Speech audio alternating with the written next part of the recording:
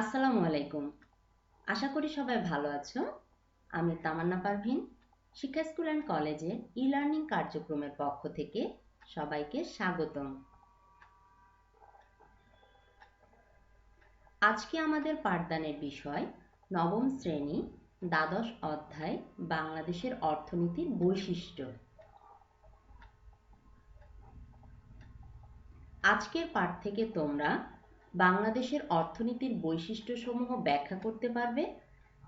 একটি জনগোষ্ঠী কিভাবে মানব সম্পদে রূপান্তরিত হতে পারে তা বর্ণনা করতে পারবে।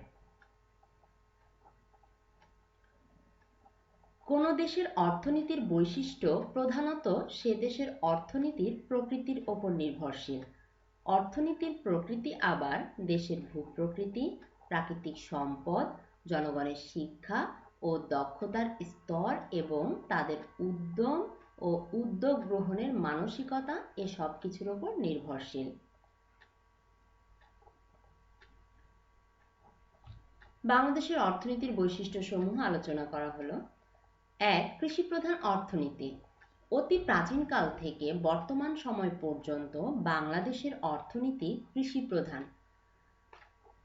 যদিও সাম্প্রতিক বছরগুলোতে দেশের অর্থনীতিতে শিল্প খাতের গুরুত্ব বৃদ্ধি পাচ্ছে, ২০১৫-১৬ অর্থবছরে মোট দেশজ উৎপাদনে মৎস্য খাত সহ কৃষি খাতের অবদান প্রায় ১৬%। দেশের শ্রমশক্তির মোট ৪৫.১০% কৃষি খাতে নিয়োজিত। দেশের রপ্তানি আয়েও কৃষি খাতের উল্লেখযোগ্য অবদান রয়েছে। খাদ্যশস্য কৃষি খাতের অন্যতম প্রধান উৎপন্ন দ্রব্য। বিগত এক দশকেরও বেশি সময় ধরে বাংলাদেশে খাদ্য উৎপাদন ক্রমবর্ধমান এবং জনসংখ্যাও ক্রমবর্ধমান। তারপরও ক্রমশ আমরা খাদ্যে স্বয়ংসম্পূর্ণ হয়ে উঠছি।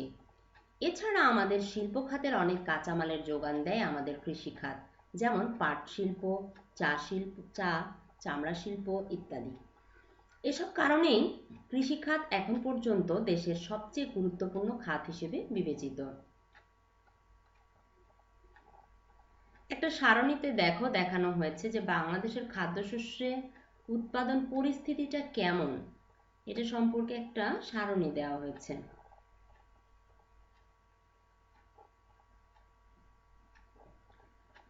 কৃষি খাতের প্রকৃতি। কৃষি খাত বাংলাদেশের অর্থনীতিতে একটি প্রধান ও গুরুত্বপূর্ণ খাত। এটি বাংলাদেশের অর্থনীতির ভিত্তিস্বরূপ। তবে এখন এত গুরুত্বপূর্ণ হলেও কৃষি উৎপাদন প্রণালী এখনও সম্পূর্ণ আধুনিক হয়ে ওঠেনি। চাষাবাদে এখনও বেশিরভাগ পুরাতন পদ্ধতিতে চাষাবাদ চলছে। এর ফলে কিন্তু কৃষি জমির উৎপাদনশীলতাটা কমে যাচ্ছে। কৃষি খাতের আরেকটা বড় ত্রুটি হলো কৃষক বা কৃষি মজুরদের ন্যায্য মজুরি দেওয়া সব ক্ষেত্রে নিশ্চিত করা যায় না। এছাড়া যে খাদ্য বা দ্রব্য বাজারে নিয়ে যাওয়া, তারপরে হচ্ছে এই পণ্যের দামটা সঠিকভাবে কৃষক পায় না, এসব বিষয় কৃষিক্ষেত্রে একটা খারাপ প্রভাব ফেলছে। শিল্প খাতের ক্রমবর্ধমান গুরুত্ব ও অবদান। বাংলাদেশের অর্থনীতিতে শিল্প খাতের গুরুত্ব ও অবদান ক্রমশ বৃদ্ধি পাচ্ছে। ১৯৮০ থেকে ৮১ অর্থবছরে স্থির মূল্যে জিডিপিতে শিল্প খাতের অবদান ছিল ১৭.৩১%। ২০১১-১২ অর্থবছরে এ খাতের অবদান ৩১%-এর বেশি। ক্ষুদ্র ও মাঝারি শিল্প, বৃহৎ শিল্প, খনিজ ও খনন, বিদ্যুৎ, গ্যাস ও পানি সরবরাহ এবং নির্মাণ এ খাতগুলোর সমন্বয়ে শিল্প খাত গড়ে উঠেছে। শিল্প খাতের প্রকৃতি।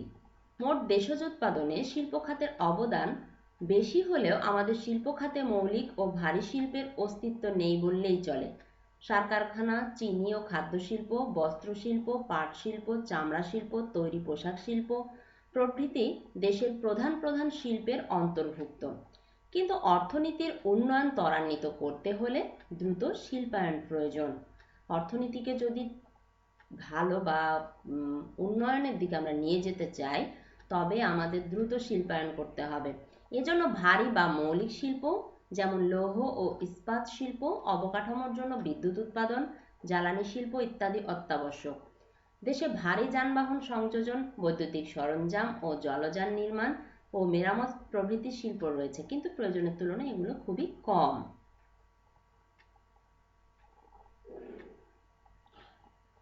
জনসংখ্যাধিক্য ও শিক্ষার নিম্ন হার। বাংলাদেশের অর্থনীতির অন্যতম প্রধান বৈশিষ্ট্য এর জনসংখ্যাধিক্য। এদেশের মোট জনসংখ্যা প্রায় 16 কোটি। জনবসতির ঘনত্ব অনেক বেশি, প্রতি বর্গ কিলোমিটারে 1063 জন। বাংলাদেশে জনসংখ্যাধিক্যের দেশ হলেও জনসংখ্যা বৃদ্ধির হার ক্রমহ্রাসমান। আদমশুমারি রিপোর্ট 1991 ও 2001 সালে জনসংখ্যা বৃদ্ধির হার ছিল যথাক্রমে 2.17% ও 1.48%। এ হার ক্রমশ হ্রাস পেয়ে দাঁড়িয়েছে 1.37%। জনসংখ্যাকে দেশের সম্পদ হিসেবে বিবেচনা করা হয়, কিন্তু বাংলাদেশে এখন পর্যন্ত এটি একটি সমস্যা। এর কারণ বাংলাদেশের সাক্ষরতার হার অনেকটা কম। নিরক্ষর জনগোষ্ঠীকে সাক্ষর করা, প্রয়োজনীয় শিক্ষা ও প্রশিক্ষণ দেওয়া, এদের সুস্বাস্থ্য নিশ্চিত করা, কর্মক্ষেত্রে উদ্যোগী করে তোলা, মূলধনের যোগান দেওয়া, কর্মসংস্থানের ব্যবস্থা করা ইত্যাদি রাষ্ট্রের জন্য একটা বড় চাপ সৃষ্টি করছে। ব্যাপক বেকারত্ব। জনসংখ্যাধিক্য এবং দ্রুত শিল্পায়নের অভাব দেশে বেকারত্বের জন্ম দিয়েছে। বাংলাদেশে মোট শ্রমশক্তির একটি উল্লেখযোগ্য অংশ বেকার। দেশে মজুরির হার কম বলে দিনমজুরদের অধিকাংশকে অর্ধ বেকার হিসেবে গণ্য করা হয়। স্বল্প মাথাপিছু আয় ও জীবনযাত্রার নিম্নমান। মজুরির নিম্ন হার, ব্যাপক বেকারত্ব ও অর্ধ বেকারত্বের ফলে জনগণের গড় আয় অর্থাৎ মাথাপিছু আয় কম। বাংলাদেশে 15-16 অর্থ বছরে জাতীয় মাথাপিছু আয় ছিল 1466 মার্কিন ডলার। এই আয় প্রতিবেশী শ্রীলঙ্কা ও ভারতের মাথাপিছু আয়ের চেয়ে কম। নিম্ন মাথাপিছু আয়ের কারণে বাংলাদেশে জীবনযাত্রার মানও কিন্তু নিম্ন। দেশের প্রায় 24.8% অর্থাৎ মোট জনসংখ্যার 1/4 জনগণের অবস্থান দারিদ্র্য সীমার নিচে। সঞ্চয়, মূলধন গঠন ও বিনিয়োগের নিম্ন হার। মাথাপিছু আয় নিম্ন হওয়ায় জনগণের সঞ্চয়ের হার কম, যা জিডিপির 30.08%। তাই মূলধন বা পুঁজি গঠনের এবং উৎপাদনের জন্য বিনিয়োগের হারও কম, অর্থাৎ জিডিপি 29.38%। আবার বিনিয়োগের নিম্ন হারের কারণে নতুন শিল্প স্থাপনের গতি মন্থর, নতুন শিল্প উৎপাদন হয় না বললেই চলে, ফলে নতুন কর্মসংস্থানের হারও কম। বাংলাদেশ এমনই একটি দারিদ্র্যের চক্রের মধ্যে আবদ্ধ। তবে এই চক্র থেকে বেরিয়ে আসার জন্য সরকার পরিকল্পিত উন্নয়ন কর্মসূচি গ্রহণ করছে। অবকাঠামোর দুর্বলতা। অবকাঠামো প্রধানত দুই ভাগে ভাগ করা যায়, সামাজিক আর অর্থনৈতিক। শিক্ষা, স্বাস্থ্য, বিনোদন ইত্যাদি সামাজিক অবকাঠামোর অন্তর্ভুক্ত। যোগাযোগ ব্যবস্থা, ডাক ও টেলিযোগাযোগ, ইলেকট্রনিক যোগাযোগ ইত্যাদি। পরিবহন, আর্থিক প্রতিষ্ঠান, শিল্পের জন্য ঋণ দানকারী অন্যান্য প্রতিষ্ঠান, বিদ্যুৎ, পানি ও জ্বালানি সরবরাহ ইত্যাদি অর্থনৈতিক অবকাঠামোর অন্তর্ভুক্ত।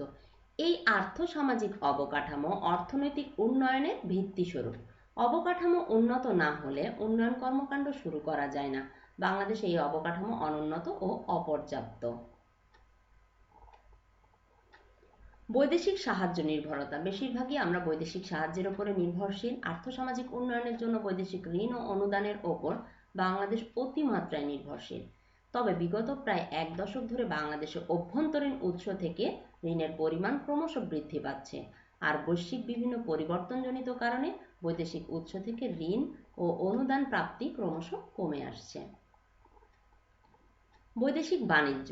বৈদেশিক বাণিজ্যের ক্ষেত্রে বাংলাদেশে প্রধানত স্বল্প মূল্যের কৃষিজাত পণ্য, চা, কাঁচা পাট, শিল্প পণ্যের মধ্যে তৈরি পোশাক ও নিটওয়্যার, চামড়া, পাটজাত দ্রব্য, সিরামিক ইত্যাদি ও শ্রমিক রপ্তানি করে। কিন্তু বাংলাদেশে আমদানি পণ্যের মধ্যে রয়েছে উচ্চ মূল্যের মূলধন সামগ্রী, যেমন কলকবজা, যন্ত্রপাতি প্রভৃতি। জ্বালানি ও পেট্রোলিয়াম এবং খাদ্য বিলাসদ্রব্য বাংলাদেশের দীর্ঘ সময় ধরে রপ্তানি আয় আমদানি ব্যয়ের চেয়ে কম। ফলে বাংলাদেশে বৈদেশিক লেনদেনের ক্ষেত্রে দীর্ঘ সময় ধরে ঘাটতি অব্যাহত রয়েছে। প্রাকৃতিক ও মানব সম্পদের অপূর্ণ ব্যবহার। বাংলাদেশে প্রাকৃতিক সম্পদের মধ্যে উল্লেখযোগ্য হচ্ছে উর্বর কৃষিজমি, নদ-নদী, প্রাকৃতিক জলাশয় এবং ভূগর্ভস্থ খনিজ সম্পদ। খনিজ সম্পদের মধ্যে উল্লেখযোগ্য হল কয়লা, প্রাকৃতিক গ্যাস, চুনাপাথর, সিলিকা বালু, সাদামাটি, চীনামাটি, কঠিন শিলা ইত্যাদি। এসবের যদি আমরা পরিপূর্ণ ব্যবহার করি তবে কিন্তু বাংলাদেশ তার অর্থনীতির বৈশিষ্ট্যকে আরও সমৃদ্ধ করতে পারবে। প্রধানত যথাযথ শিক্ষা প্রশিক্ষণ, কারিগরি ও প্রযুক্তিগত জ্ঞান এবং দক্ষতা ও সুস্বাস্থ্য নিশ্চিত করার মাধ্যমে একটি জনগোষ্ঠী মানব সম্পদে রূপান্তরিত হয়। বাংলাদেশের জনসংখ্যার একটা বড় অংশ এখনও শিক্ষা ও স্বাস্থ্য সুবিধা থেকে বঞ্চিত। বেকারত্ব ও দারিদ্র্যের কারণে জনগণের বড় একটা অংশ খাদ্যাভাব এবং পুষ্টিহীনতার শিকার। কাঙ্ক্ষিত মাত্রায় বিজ্ঞান শিক্ষা, কারিগরি ও প্রযুক্তি শিক্ষার বিস্তার ঘটেনি। এসব কারণে বাংলাদেশের জনগণের বৃহত্তর অংশকে মানব সম্পদে রূপান্তর করা এখনও সম্ভব হয়নি। এর ফলে প্রাকৃতিক ও খনিজ সম্পদের সম্পূর্ণ পরিমাণ জানা ও এগুলোর পূর্ণ ব্যবহারও এখন পর্যন্ত সম্ভব হয়নি। আজকের পাঠ থেকে আমি তোমাদেরকে কিছু বহু নির্বাচনী প্রশ্ন দিয়েছি, এগুলো তোমরা অনুশীলন করবে।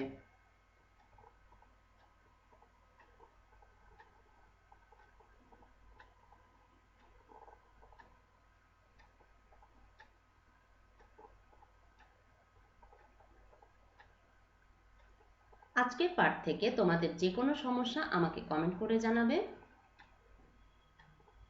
সকলের সুস্থতা কামনা করে আজকের মতো এখানেই শেষ করছি। সবাইকে ধন্যবাদ। আল্লাহ হাফেজ।